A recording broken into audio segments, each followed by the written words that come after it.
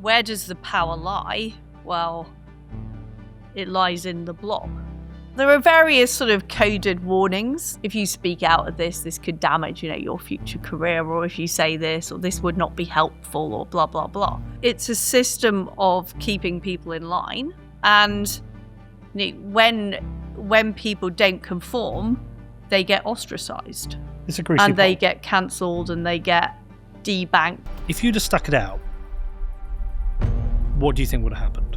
Well, I didn't not stick it out. I got a gun put to my head. If you can't criticise an independent institution, what is the point of politics?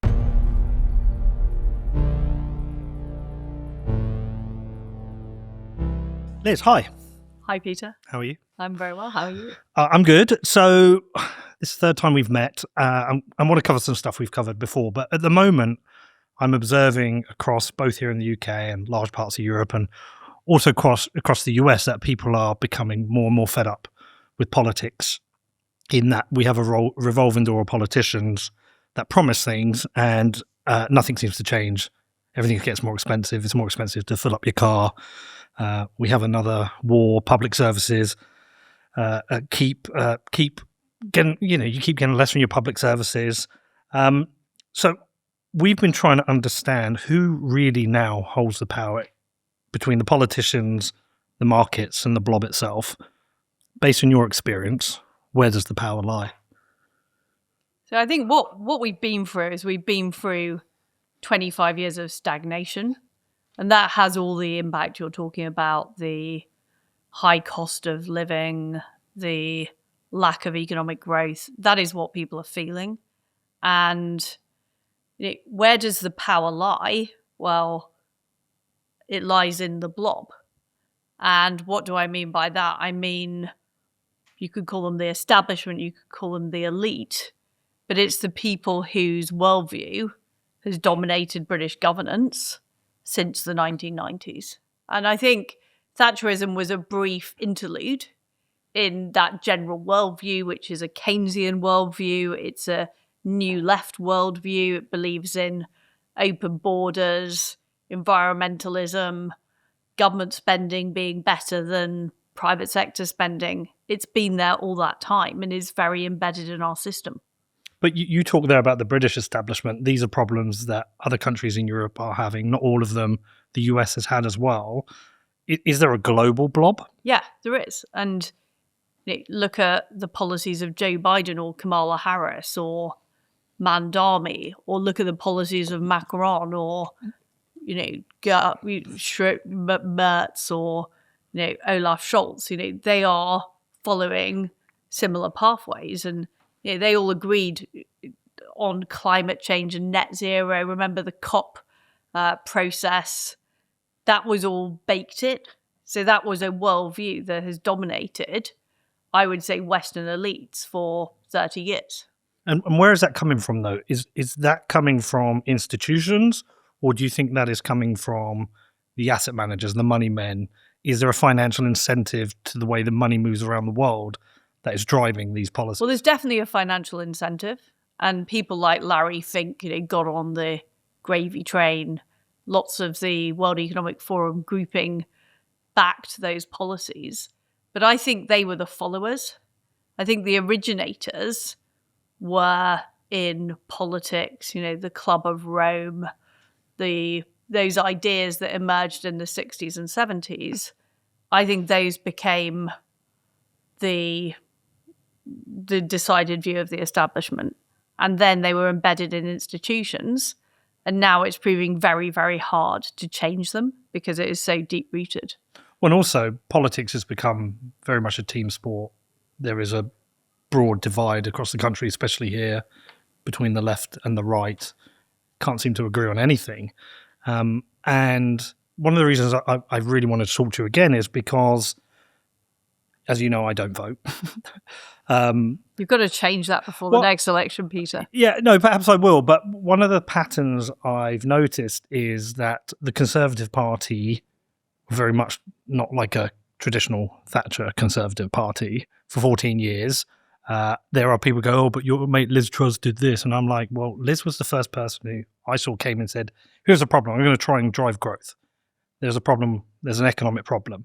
And so I've very much defended you. Then we've gone to a Labour Party, which is actively destroying our economy.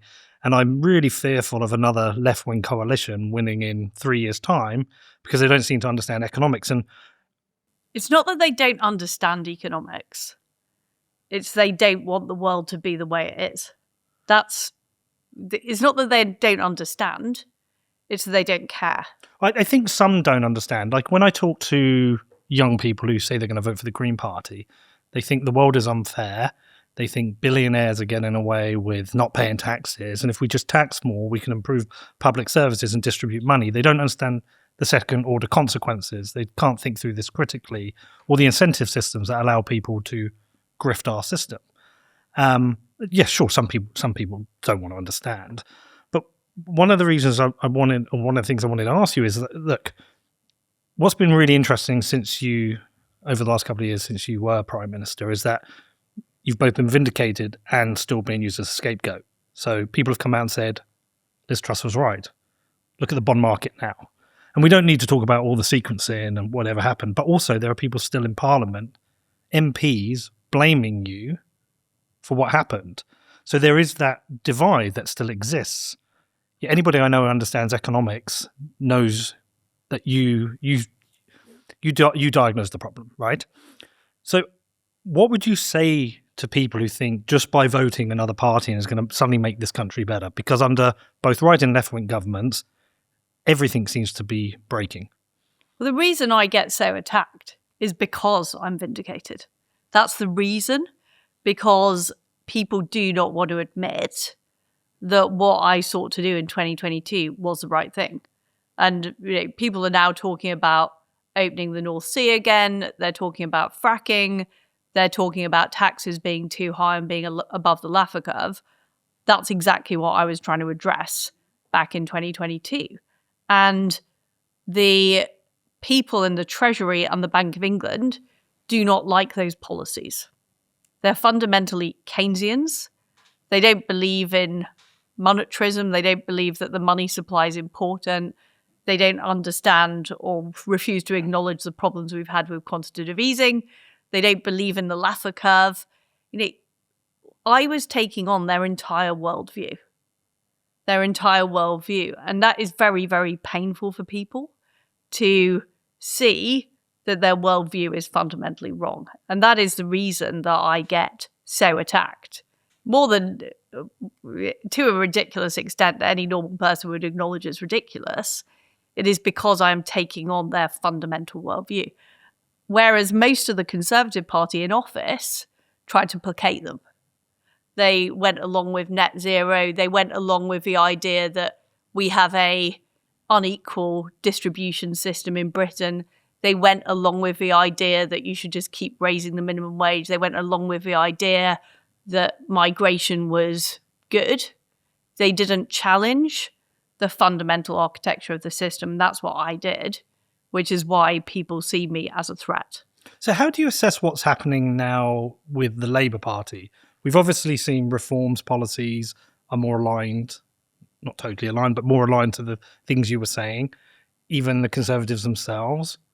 I would question that on both fronts. But more aligned than, say, the previous Conservative administration under, say, a Cameron. That neither Reform nor the Conservatives are saying we need to get rid of the OBR, which is essentially embedded Keynesian fiscal policy in Britain.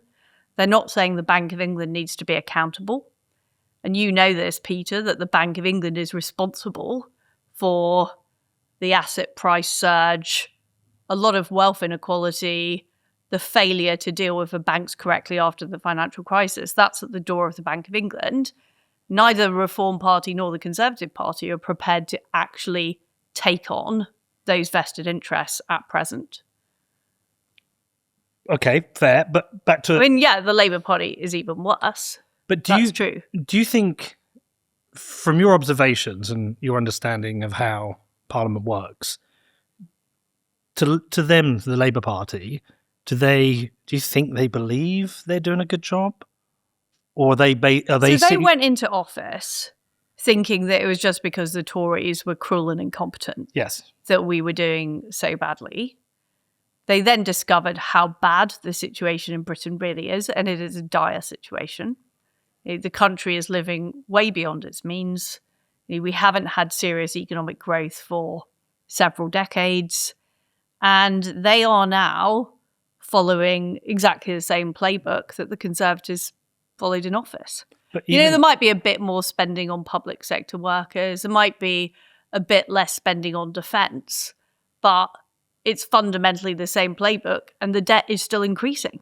even Keir Starmer said he realised he doesn't have the power he thought he would have as Prime Minister. He isn't able to make the changes he wants to make. And this is probably one of the reasons I don't vote, is I don't believe I'm voting for something that can change. Have you ever voted? Yes, the last time. So I first voted, I think I was 18 when I first voted, and trying to remember who it was. Was it still John Major? I can't remember. Who's ever my dad voted for. The first time I voted, when I really understood what I wanted, I voted for Cameron after Blair. And that might have been the last time I voted. But I just didn't vote because I just didn't trust or didn't like anyone. I want to vote now. I actively want to vote. But I don't want to vote for another person to come in and be stuck in a blob where they can't deliver on their mandate. You had a mandate. You tried to deliver on the mandate. And it looked like there were forces that worked against you delivering against that. Keir Starmer now has essentially said the same thing. Obviously, he doesn't want to do the same policies as you. The difference between him and me is that he, broadly speaking, agrees with the blob. So he's got the same attitude on immigration, on net zero, on public spending that the blob has. He's just frustrated that he can't do his flavour of Keynesianism, that the blob is not exactly in favour of, whereas I wholly oppose the policies of the blob and think that Britain needs a complete overhaul and change. That's the difference. But the blob is obviously failing. Its policies are failing this country. In every direction, everything is breaking. Doesn't matter whether you look at the NHS or the state of the roads, state of policing, the unruly behaviour of kids on the street, the nature of school. Like in every direction, it looks like everything is breaking. And so isn't the job there of the country or the voters to somehow be able to support something that collapses the blob? That is the job of the country. You're absolutely right. And it is only going to come from the people. It is not going to come from the political parties. Your policies, if you'd have stuck it out, what do you think would have happened? Well, I didn't not stick it out. I got a gun put to my head.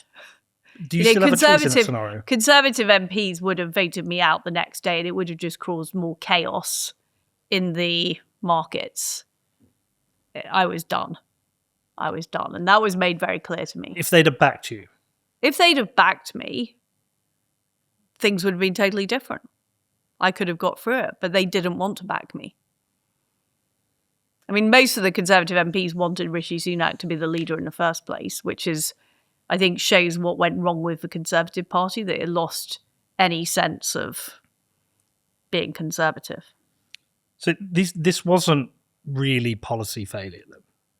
It was a combination of institutional sabotage, the Bank of England announcing the sale of gilts the night before.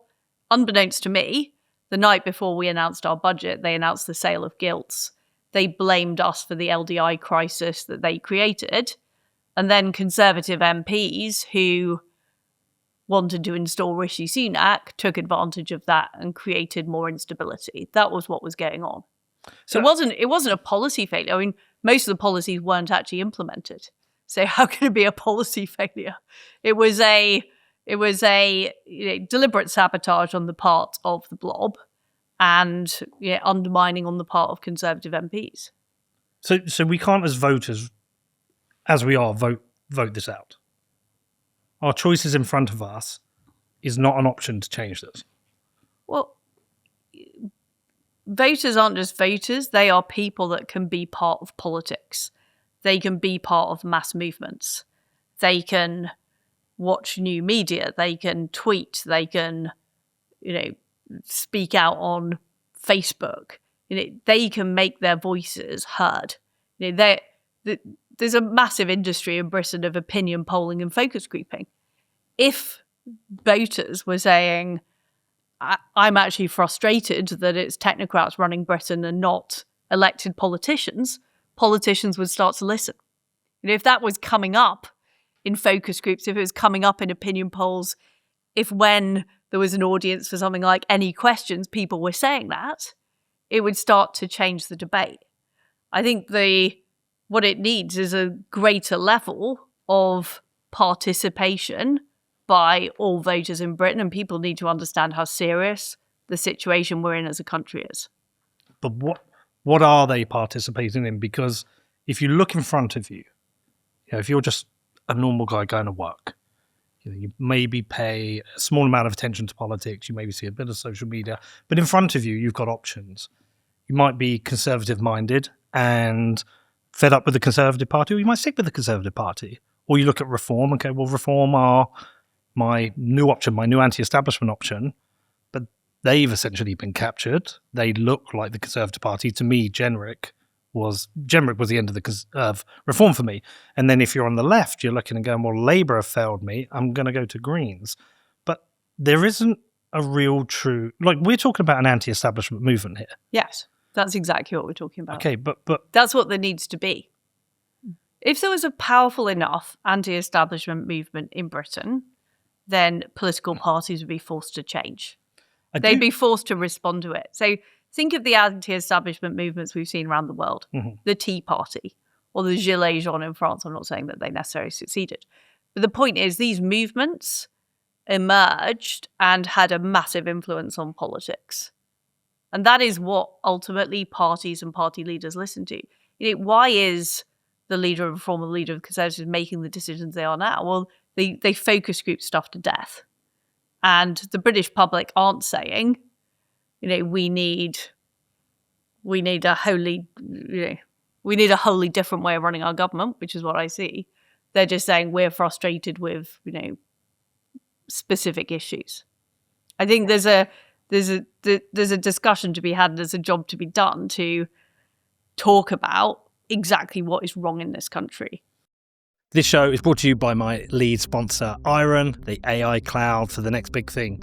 Iron builds and operates next-generation data centers and delivers cutting-edge GPU infrastructure, all powered by renewable energy. Now, if you need access to scalable GPU clusters or are simply curious about who is powering the future of AI, check out iron.com to learn more, which is IREN.com. Right. So the problem is that a lot of voters are still in the position where they're thinking, and a lot of it is, it's funneled through the mainstream media. Like, look at the mainstream media this week. What did we hear about Kanye West and whether or not he can attend some concert? There was opinions sought from the party leaders about this, massive issue of the day. Meanwhile, the country is about to go bankrupt. There's the whole way that things are sort of shown through the media prism is completely absurd. Could there be an issue here with focus groups asking the wrong questions? I think the issue is more that the people know there's something deeply wrong, but we've got a completely unserious media, apart from obviously this show and the alternative media universe, which is why people are watching your show and they're tuning into alternative media. But we still, there's a lot of people in Britain who are still not part of that. And that's what needs to change. That's some of what changed in America. I'm not saying America's perfect. Is what changed in Argentina, because things got so bad that people started thinking about economics. They started listening to a guy who's basically an economics lecturer because things had got so bad. Yes, because in the US, certainly on the right, you now have Megyn Kelly as an independent. You have Dave Smith. Rogan kind of led part of this. I know he would say he isn't a conservative, he isn't a Republican. You've got a whole suite of successful independent media properties. Whereas here in the UK, I'm relatively unknown. Some people will watch it. It does okay at times, but our independent media is still captured media. The rest is propaganda. It's the news agents. It's still those people who are kind of independent versions of the BBC. What I learned from my time in Number 10 is just how ruthlessly the Blob will fight. They are all connected in, the sort of the Sky News, the BBC. They're all connected in with the senior officials in government, the leading figures in the Treasury. They're all part of the same social circle and club, and their basic view is that there's nothing much wrong with Britain. You'll see this on social media all the time. There's no problem with crime in London. Well, this is that worldview. They want to protect it because they don't want to think about how wrong they are. And that's what we are. We've got to break that. We've got to break that whole cabal. So I need to create the biggest podcast in the UK, yes. the number one media product, and say we just need to dismantle the state, every component of it. Well, the majority. Look, I believe you have to have a state, but I think it's got to be accountable to the people that get elected, and it isn't. And I know it's not like an attractive slogan to put on a placard, like we want an accountable state now, but that is what we need. Well, I just feel the person who gets elected needs to be accountable for what actually happens in the state, and at the moment they're not. Sure, but it also just feels like it just needs to be a lot smaller. Correct. And it needs to be run like a company so that the Prime Minister, who's effectively the chief executive, is able to call the shots. It simply doesn't work like that now. What Curtis Yarvin says. Well, he's right. Yeah. Yeah, I agree with him. How are the OBR and the Bank of England subservient to the financial markets? And therefore, is government subservient? Is there so much fear about making good long-term decisions coming from the fact that the markets might react? So if you look at the OBR, the Office of Budget Responsibility, they are not really subservient to the financial markets. They are ideologically of the left. A lot of them come from the Resolution Foundation, the sort of left-wing think tank, and they don't believe in the Laffer curve. They believe that the more you raise taxes, the more spending, spending you're able to do by government. That's actually a more efficient way of running a country than allowing enterprise to thrive.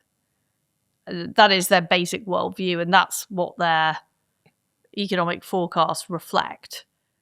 The Bank of England, they are, again, a Keynesian outfit. I mean, they took the money supply out of their economic models in the 1990s. So there's a brief period where monetarism thrived. They took the money supply out of their economic models.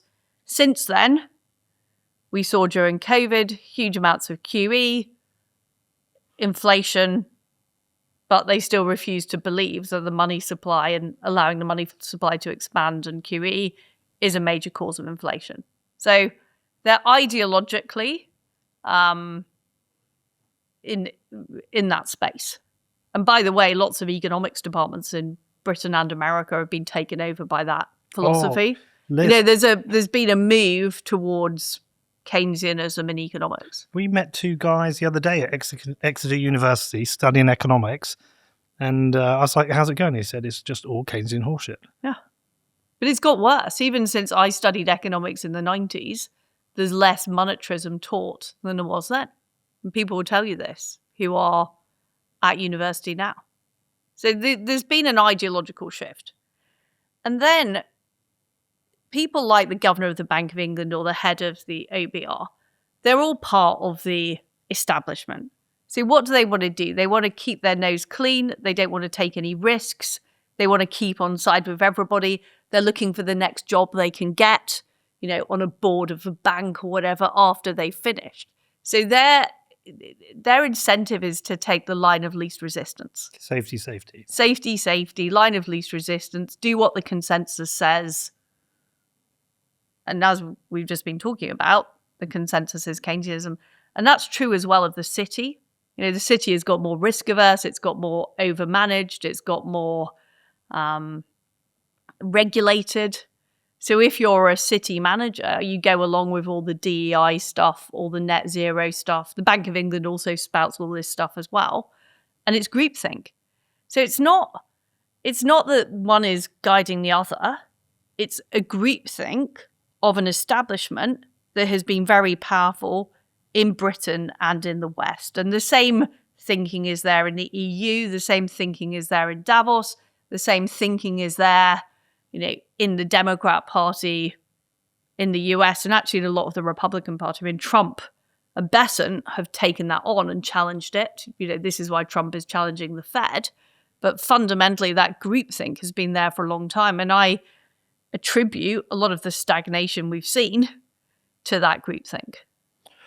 We've tried to get a couple of professors on this show. We've seen interesting papers, interesting reports, and reached out and said, will you come on the show? And specifically one person, they just said, sorry, can't do it, I'm too busy. And I was like, oh, well, how about we come to you? We'll bring the cameras, save you a bunch of time. And they were very honest and came back and said, look, I'll just be honest. I've looked at who your previous guests are. I agree with everything you're saying. I would love to do the show. If I come on your show, I might lose my job. Mm-hmm. So there's this real pressure on people to not be able to speak, not to be able to think. Absolutely right. But do you think that is downstream of us as a country not really having the same respect for freedom, liberty, freedom of speech, say, that the US has, and that people cannot take those risks? The reason we're stopping, I think Kanye's a lunatic, but I wouldn't stop him coming to be at a music festival. I think there's other things we can focus on. Are we just advertising to the world that we are? I think Britain is particularly illiberal for free speech at the moment. However, all of these tendencies you're talking about, censorship, cancelling, academia wanting to chuck these people out, it all happened in the United States. People tell me the Chicago school is no longer the Chicago school. They're not advocating the same policies as when Milton Friedman was there. It's all moved to the left. And if you want a job, and I think it might be changing a bit in the US with Trump, but certainly leaders in corporations had to go along with a groupthink. Otherwise, they would be at risk of being ostracized, cancelled, debanked, subject to lawfare, all of the techniques that they use. And what has changed about the way the left operate compared to 50 years ago is it used to be about rational argument. It isn't anymore. It's about cancelling your enemies. It's about abusing them. It's about playing the man, not the ball. That's what the left do. But even in the US, there's a big risk now. I mean, Trump won an election with a strong mandate for making change, and they've got manned army now in New York, and it's not like the projected polls for the midterms aren't great for him. They could easily reverse in the next election, and that's what everybody is. Like that's what the European elite are hoping for. They are biding their time for the Republicans or Trump to be ousted, so they can go back to their cozy globalist groupthink. That's exactly what they want. They're waiting. I mean, for us, it's so obvious, right? You look at this and we see the direction, we see everything breaking, we know why. But so many people seem to be sucked into this. So, like, how do we even... You say we need an anti-establishment movement, but how do we even do this? Because it feels like we're fighting an immense army against us. So we know that there are anti-establishment tendencies in the British people. We saw the vote for Brexit. We saw the vote for Boris. We saw people prepared to go against what they'd traditionally done because they saw the country needs a massive shake-up. So we know it's there. It just has not been galvanized into a long-term movement that can actually deliver things. Because what happened with Brexit is it was strangled at birth by the Blob. So all of the things like getting rid of the EU laws, genuinely doing trade deals with countries like all of that stuff was watered down and stopped by the Blob. So if that force can be galvanized, it's immensely powerful. I'd point out to you that that referendum had the highest turnout. I think it was 80%. And if you look at things like the Gorton and Denton by-election, 50. the turnout was 48%. So there's 30% of voters, roughly speaking, that will turn out, but they're only going to turn out if they really believe there's genuine change on the table. And that, I think, is the problem that the political parties are struggling from and the right is struggling with, is motivating those voters. So therefore, well, that says to me that's a problem of leadership. It's a problem of leadership, but it's also a movement problem, which is, do you have a movement that people feel is real and can galvanize them? But the right leader, the right personality can do that. Milei did that. He came out of nowhere. He was, like you say, he was an economics professor. He was going around to universities. And people got so sick of it. But what a personality. Look, we could sit here and we could wait for a saviour, Peter. Or we could try and do something. Well, sure. But I mean, I was leading something. I was leading somewhere with this. So I was going to say, like, if you were to go back and do it again, how would you do things differently? Because you're still going to want the same policies. What do you know now? Well, what I know now is that I don't think it is going to happen unless you have a movement behind it. But movements unless need you leaders. have a true, but also they're kind of symbiotic. So one of the things I'm working on is CPAC GB, which is a big conference that will have leaders who believe in liberty and sovereignty from around the world. So people who don't know what CPAC is, because it's originally US institution. So it's a US institution. It was originally, I think Ronald Reagan was at the first edition of this. It's a not partisan conference. It's built around the concepts of liberty and sovereignty, the things that we believe in.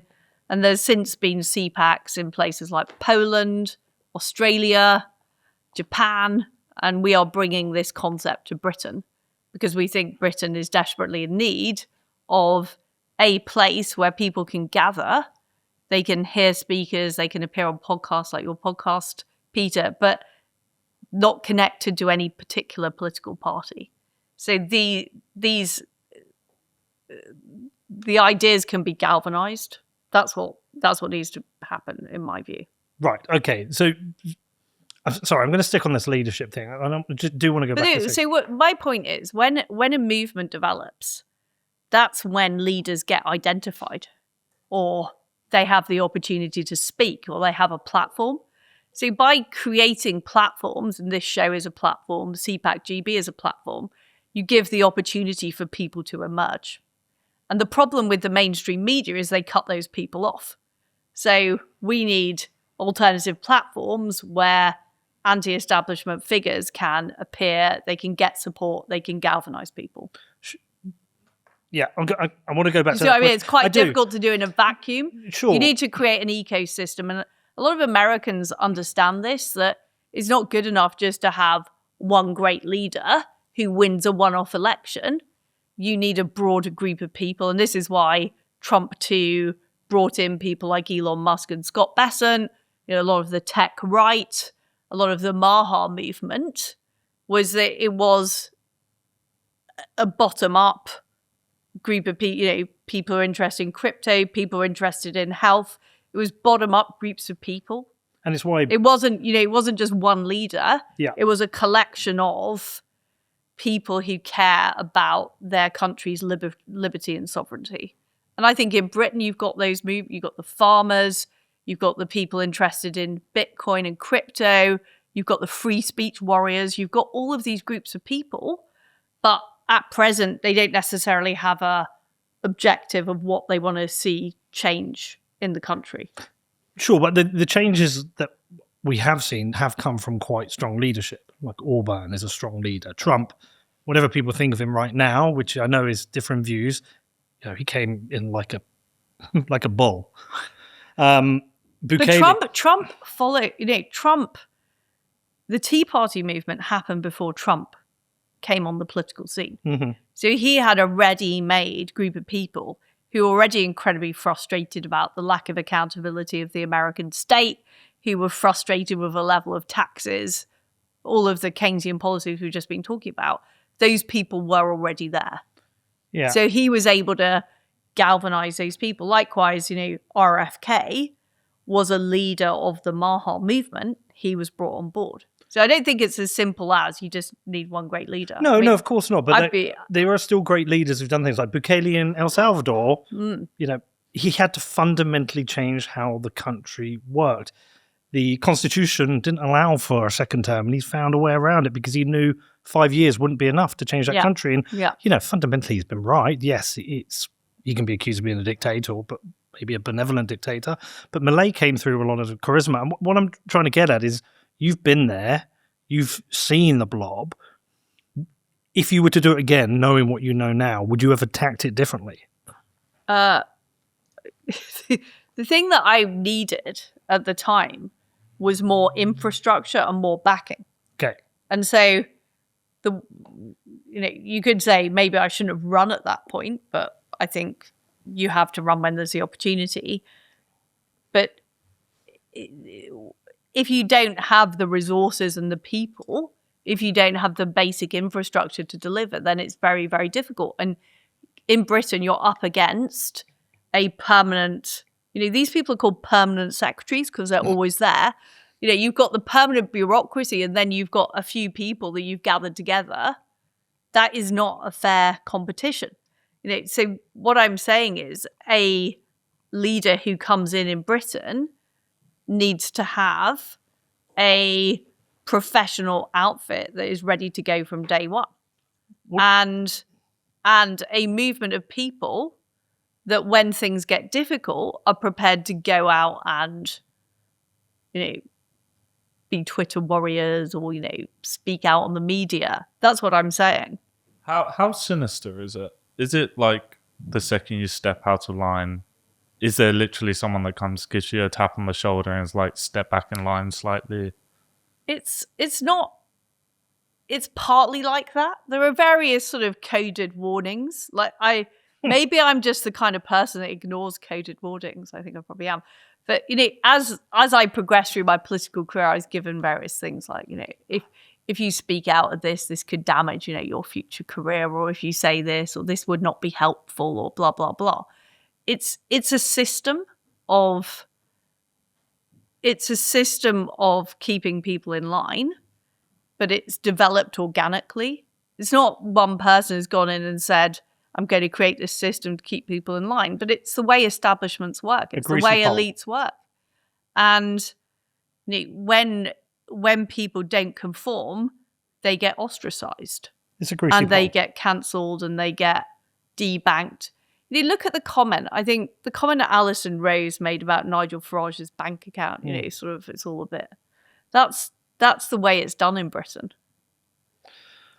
And who in your mind is at the top of that system? I think there's not one person that's the top of the system, but I think the central bankers are very powerful. I think the relationship between the Federal Reserve, the Bank of England, the ECB, the European Union, the European Commission, these are all people with immense power. I think, people like Bill Gates, the sort of the global elite. The asset managers, the BlackRocks, the Vanguards. Yeah. So in that mind frame, can you blame the rise of the Green Party with the sort of terminology they're using? It's attack the elites. And if we're going to war and they're the people we're meant to be fighting. But you see, I would say the elite, the Green Party is in many cases the uber elite. These are the people who travel around in private jets to climate change conferences. Oh, no, of That's course. if you look at the new Green MP, she is not of the, she's not a salt of the earth character. She's a plumber. Yeah, well, I'm sure. But, this is the new elite in Britain. And they are, this is where the Labour Party is headed. If you look at Ed Miliband or their ideology is a neo-Marxist ideology. Yeah. They believe in open borders. They believe in degrowth. They don't really believe in economic growth. And it's fine because they're all right, Jack. They are people who are well-to-do, who own their own homes, who don't suffer. And this is why you've seen a complete change in politics from the richest voters used to be the Tory voters, but now the richest voters are on the left because they're the people that don't actually have to worry about earning a wage or paying their rent. Or who their neighbours are. Yeah, exactly. So what does a anti-establishment movement look like to you? See, I think the Green movement in Britain would be, I think if you had a movement on the right that was really prepared to say, we are going to take on the establishment that has failed this country, I think that would damage the Green Party. So I think the right are not being bold enough. So in that, so you don't think Reform are up to it? I didn't say that, and I didn't Are they say not being bold enough? I didn't say the Conservatives weren't up to it. I said base of them are not being bold enough. Okay. And in general, politics is not explaining to the public how bad the situation is. I mean, if you look at opinion polls, the public still think there's lots of money to spend on all their favourite pet projects. There just isn't. There is no money. But that is not... No politician is really saying that. They're not really saying how dire the last 30 years has been. Do you think you were bold enough? Well, I could... Have you met my son? My only question on that is, like, I think you were, and in doing so, look what happened. And I don't know how. Is it a warning for others? Yeah. People want to make it a warning for others. That's exactly why the establishment attacks me all the time, is because they don't want other people to be as bold as I was. It's a warning. If you criticise the Bank of England, which I did during the 2022 leadership campaign, I said quantitative easing had been a massive problem. I said it had generated wealth inequality. They did not like that because I was criticising an independent institution. But if you can't criticise an independent institution, what is the point of politics? What is the point of politics? So, well, what's the point of being a politician if you don't hate the state? I think the answer is that yes, they need to be at least as bold as me, but they need more support in order to be able to do that. So more strategic. Like, that's why I ask, if you know what you know now, would it be... But I literally couldn't, in the time frame, have come up with more supporters stroke infrastructure. I had 6 weeks. That's the reality. Yeah. In an ideal world, I would have had, huge amounts of independent podcasters backing me, and I would have had, people on the streets with placards saying that they wanted to get on with fracking. All of that stuff would have been organised. Because the Conservative MPs got rid of Boris, I had a choice, in do I want to run now or not? That was my choice. All right, let's talk to you about my sponsor, Ledden. Now, if you're borrowing against your Bitcoin, there's one thing that matters more than anything else. Is it actually safe? Well, Ledden have just dropped their lowest rates ever, but more importantly, they haven't changed the thing that matters most. Your Bitcoin is never lent out. So they're not chasing yield, there's no hidden risk, and there's no rehypothecation. Just collateralized loans done properly. Now, they've done over $10 billion in loans, and they've done this through bull markets, through bear markets, and everything in between. And they've done it without ever losing any client assets. So now you get lower rates, which means the bigger the loan, the lower the rate, and full transparency before you apply. There's no monthly payments or early repayment penalties, and they give you tools to stay in control, from auto top-ups to LTV alerts. So you're not choosing between a good rate and safety anymore, because with Ledden you get both. Now, you can check out your rate using the calculator at ledden.io, which is LEDN.io. I want to talk to you about one of my new sponsors, which is Monetary Metals. Now, if you're like me, you probably spend a lot of time thinking about sound money and how to protect yourself from currency debasement. Now, for some people that's Bitcoin, for others it's gold. For me it is both. But here's the thing about gold. Most of it just sits in vaults doing absolutely nothing. Monetary Metals is changing that. They let you earn a return on your physical gold holdings, but they pay it in gold itself, not dollars. So instead of your gold just sitting there, it can generate more gold for you. So to put it simply, If you deposit 100 ounces and earn around 4%, at the end of the year you're going to have 104 ounces of gold, regardless of whatever happens to the price of gold in dollars. And in a world where fiat currencies are constantly losing value, earning a return in actual gold ounces is pretty cool. It's essentially making your gold productive instead of idle. Now, if you hold gold and want to learn more, check them out at monetary-metals.com/McCormack. That is monetary-metals.com/McCormack. Yeah, I wonder if strategically someone would have to come in and call all of these people out. I think what needs to happen is somebody needs to be ready with the infrastructure and with the support, and on day one, do everything that's needed. And this is what Trump did to some extent with the executive orders and already having his cabinet picks lined up in advance. But what does that look like? Is it a new party? Is it someone trying to bring Reform and Conservatives together? But this party thing is a bit, okay, it's important on one level, but what's actually important is the infrastructure and the people to be able to do it. So to me, it's something that, in theory, any party leader could do if they had that infrastructure. I don't think anyone's got it at the moment. But what does that mean? I don't think they've got it. Well, what does that mean to a voter? Somebody who's listening is like, I've just filled up my car and it costs another 20 quid. Like, what does that mean to me? But at present, the people controlling the levers in the British government are permanent bureaucrats who are, broadly speaking, of the Keynesian left. Yes. That's what's happening. And whose loyalty lies with the globalist establishment. You know, they want to be popular at Davos. You know, they want to be invited to the right parties in New York. You know, that is the kind of people we have at the top of the British system at present. And my argument is we need new people if we are actually going to deliver different policies, because those people are not going to deliver the policies that are needed. It's funny, Matt Goodwin the other day tweeted about other parties having inexperienced amateurs, and I replied to him, that's what I want. We've tried the professional politician, and look where we are. But we haven't really tried the professional politician. We've tried the professional bureaucrats. Yeah, well, this that's the is same what thing I'm to saying. me. Like, do you know Catherine Porter? She's an expert on energy. Yeah, she's been in here twice. That's who I want, not Ed Miliband. Somebody who understands energy and infrastructure.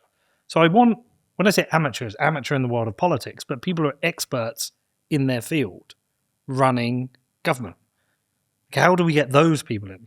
But it's not that the people in government aren't, or some of them aren't experts, but it's not that they're not knowledgeable, it's that they're knowledgeable in the wrong way. So in the Foreign Office, you've got people who are actively anti-Israel in the Middle East department. You know, in the Home Office, you've got people that are pro-open borders in the immigration department. You know, in the Equality Office, you've got transgender activists. So it's not that these people are just incompetent. They're surrounded by they're actively ideological. In the same way as the BBC thinks it's neutral. They think they're neutral because they think everybody agrees with them, but they don't.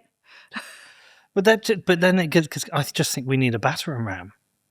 We did a person or a group of people. You need a group of people. You cannot do this with one person. That's what I discovered. No, I get that. But you do need a very strong leader at the front. Somebody people can look to. You know. So who are you suggesting, Peter? Well, you know who I'm a fan of. You know I'm a fan of Rupert Lowe to some extent because some of the things he said, which is he repeatedly says he doesn't care when people attack him on minor things, but mainly because he says he wants to take such what was his terms? I want to take such a sledgehammer to the state that I'd make Malay blush. And so that's the kind of thing I want to hear. It is easy to say things. Of course. What I'm saying is any potential leader actually has to have the team of people ready to go. And I'm with you on that. And those people are not just replacing Ed Miliband, they're replacing the permanent secretaries. That's the important thing. People with the actual power. Which comes back to my point is that I think we need an anti-establishment movement in the country. Like more like revolutionary but peaceful, that enough people are like, I'm sick of this. Yeah, I'm sick of this. Agree. and they buy into the idea that all of this needs breaking down. We need to get rid of all of this crap that exists, all of this infrastructure that is holding the country back. And I don't see that from any one of the mainstream political parties at all, which is why I'm not going to vote again. And if the Greens win or some left-wing coalition, I'll leave the country. And why don't you create the infrastructure piece? Well, this is to be part of it, but it is also still a tough sell. When I talk about this to people I know, friends of mine, they watch the podcast, they say, we had it on the Trade today, a guy saying, I watched your Rupert Lowe interview, I watched your Liz Truss interview. But lots of these people still think in 3 years' time, if they vote for the right party, they will get change. What they don't realise is they're voting for tweaks and a different pace of decline. Correct. Not trying to get people to understand debt and inflation is really hard. I would like to teach people one thing across the whole country. If I could teach them one thing, is how inflation is terrible for, 90% of the country. It's hollowing out our country. It's destroying our high streets. It's destroying our businesses. It's destroying our cost of living. It's destroying everything. It's so hard to teach this to people. And so I struggle. I come up against it. And maybe I look like too much of a lunatic. But this is a counsel of despair. You have to believe that things can change. Yes. And it does change with people understanding what the problem is. That's the first thing. And I'm in an active battle, and this is what I'm saying about people who are constantly trying to do me down. They don't want the truth to get out there. They don't want the truth about what happened to get out there because it exposes the failings of the system. And that's what we have to attack. There are some things that are happening. I've just brought this up that are happening that are quite interesting. Little groups are forming together. I saw this one the other day, the Great British Think Tank. I don't know if you saw it, but they're just creating lots of reports on different data points of things that are declining in the country. And so I think there are lots of little like sporadic breakouts of anti-establishment. Yeah, here we go. So 3.7 billion on border security, 41,000 boat crossings. So they're just creating report after report. Yeah. And there was another one I remember seeing, I think it was to do with schooling. I mean, I would like an infrastructure of groups like this who are just telling the truth about everything that's happening in the country to just try and get it across to voters that it doesn't matter who you vote for in the next election, you're probably going to be poorer at the following election. That's what I would hope. There's still such a reluctance, though, to take on all of the legislation, all of the bureaucracy that was created by Tony Blair, which is a major cause of all of this declinism. So things like the Human Rights Act or the Equality Act or the Bank of England or the Supreme Court. All of those things need to be either abolished or reverted to their pre-97 status because they are a major. Why do we provide all this housing for asylum seekers? It's driven by the law. It's driven by the Human Rights Act. It's driven by the Equality Act. You have to actually get rid of all that infrastructure if you are to change things. It's not the case that there are bad people sitting in the Home Office deliberately making bad decisions. Well, there's some of that. Yeah. But a lot of it is they are basically forced to by the legal framework that was created. And this is what I think politicians need to understand. I think people who haven't actually been in government, it's quite difficult to understand just what a web it is of absolute, legal necessity. Do we need to? Where would you strip it back to? Well, I'd definitely go back to 97. I think there's very little legislation that's been passed since 1997 that's been good. If you look at the record of the last 30 years, it's been a disaster on every possible front. On immigration, on the economy, on the energy industry, it's been a disaster. But then there are other things I would probably go further back than 97. So Tony Blair has basically been the worst thing that's happened to our country in the last 30 years. Yes, he has. Absolutely. Every single problem that we have now can be traced back to legislation or bodies. Who made the Bank of England independent and able to carry out QE with abandon? Tony Blair and Gordon Brown. Who created the Human Rights Act that means that illegal immigrants can't be deported? Tony Blair. What about the fact that we can't, our oil prices or energy prices are 4 times what they are in the US?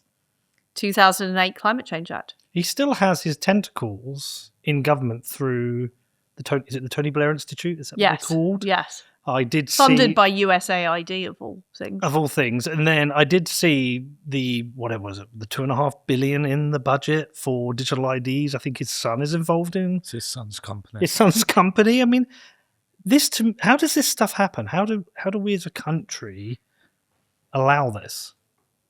To me, it feels like open corruption.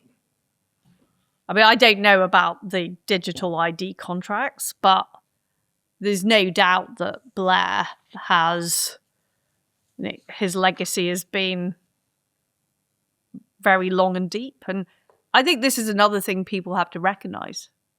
Because a lot of people will say Tony Blair messed up over the Iraq war, but everything else was okay. No, this is when all of the problems that we have in running the government started. I mean, I would say that things go even further back. Even Thatcher didn't have a free hand. The civil service was still too powerful in the 1980s, but it certainly was a lot better than it was post-1997. What do you think Thatcher got wrong? I'm loath to criticise it because I know it's a bloody difficult job having... Yeah. The reason, sorry, let me say why I asked, because I do think Thatcher got things wrong. Well, I'm a Thatcherite. I think she allowed the welfare state to grow far too much. Okay. And didn't really deal with that. I think that the financialisation of Britain's economy has been a major problem. Of course, most of those problems were started under the Labour governments like Wilson and Callaghan, but I think there should have been less focus on the city and more focus on manufacturing. So I think I grew up in Paisley and Leeds in the 1980s and 1990s, and these were places in decline. So I think, those are the two things I'd say that she could have done more on.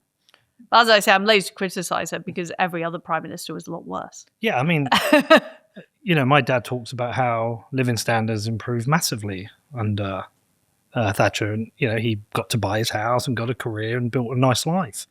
But if you're a Thatcherite, or if you're a fan of some of her policies, a lot of people, certainly from the left, come out and say she destroyed our country. She was the worst thing that happened to us. Look what's happened in the water companies, for example.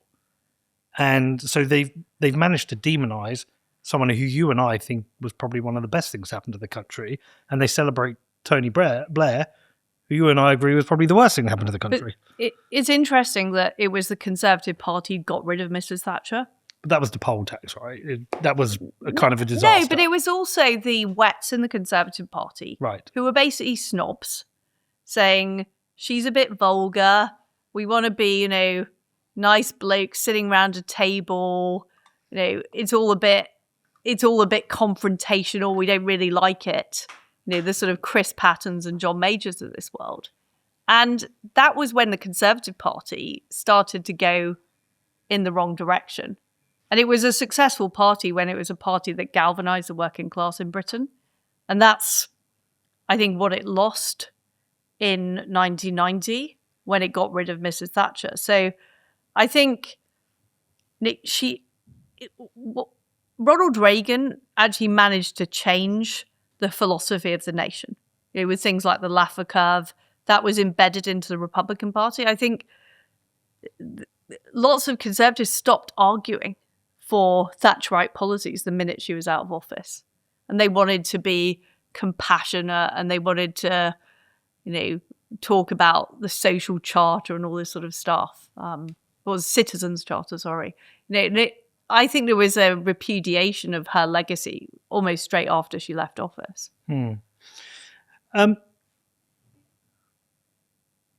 What are the consequences of not dealing with this? Like, for people listening who maybe don't understand economics like you or don't think about economics like you, what is the big risk here?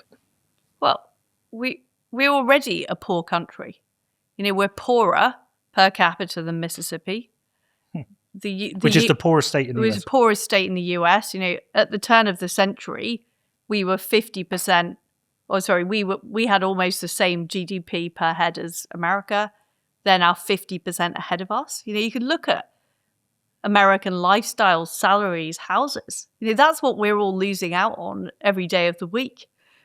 Is British people are living in smaller houses with fewer holidays, worse cars, and their children not having prospects. I think that's the most scary thing, is that where are the jobs going to be? And we're going to be overtaken soon by Poland. We're going to be overtaken by a lot of East European countries who have, rejected communism and now run successful economies. That's what the future looks like. I also think we've got a big problem with Islamism as well. Does there come a point where you say enough is enough? Pack your bags. Move to DC. I do love America. I do love America, but I love this country and I want to help save it. I think that's my mission. But it is, there are days when I feel depressed about, is it possible? Do people actually understand how bad it is? I think so. I think a lot of people do, but it's this weird. But paradox. why aren't they rising up? Why aren't they speaking out? I think it's starting to happen. I think there's been a rise in open racism, which is a reflection of people being pissed off in the country and looking for something to blame, and I think that's a symptom of this. But I think people are. I think people feel powerless, Liz. They were told for a long time, something like reform, we're the anti-establishment, we're going to change things.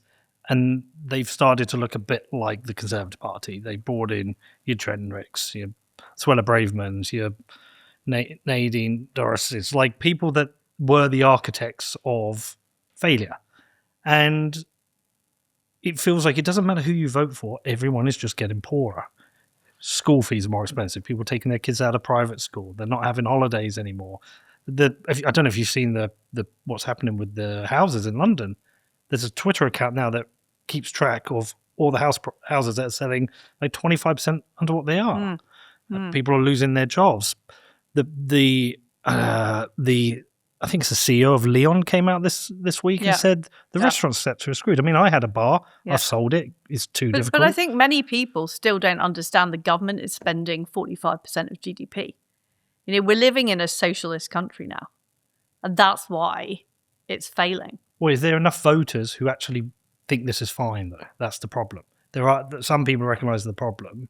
We have so many living off the state. Well, when you're in a decline spiral, it becomes about how you share out the pie, because you never have hope that the pie is going to grow. And this is the point about Millet. He managed to persuade people there was hope. Yes. Good, strong leader. And the young people, this is a really important one, is like a lot of, we've seen, what is it, under 50s? The largest percentage of vote now is going to the Greens. They believe that is where hope is, like what happened in New York. And it's how do we communicate to them that this is not the right answer for what you need? This isn't going to create you the hope and opportunity. It's actually going to make things a lot worse. And that's what I really worry about is people of Connor's age. It's a big problem, Liz. It's a huge problem. But if you look at if we got fracking, if we use the North Sea oil and gas, if we cut taxes, if we cut the size of the state, things could be a lot better. That's the reality. You tried that. I tried some of it. I tried a smaller version of that, and the system hated it. They absolutely hated it. But people have to realize that the system is the problem.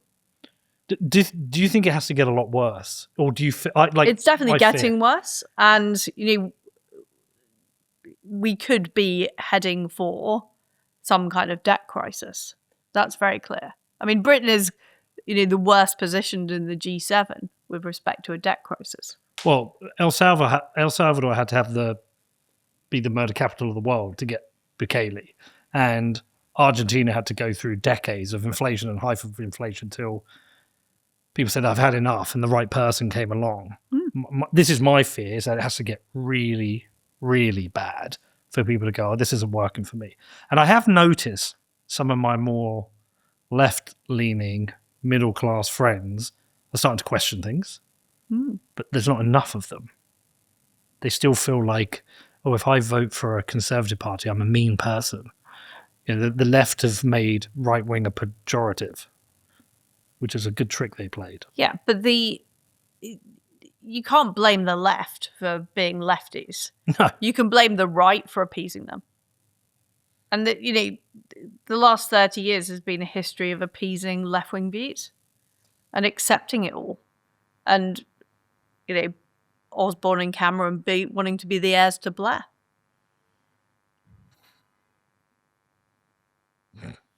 Ugh. All right, give us some hope, Liz.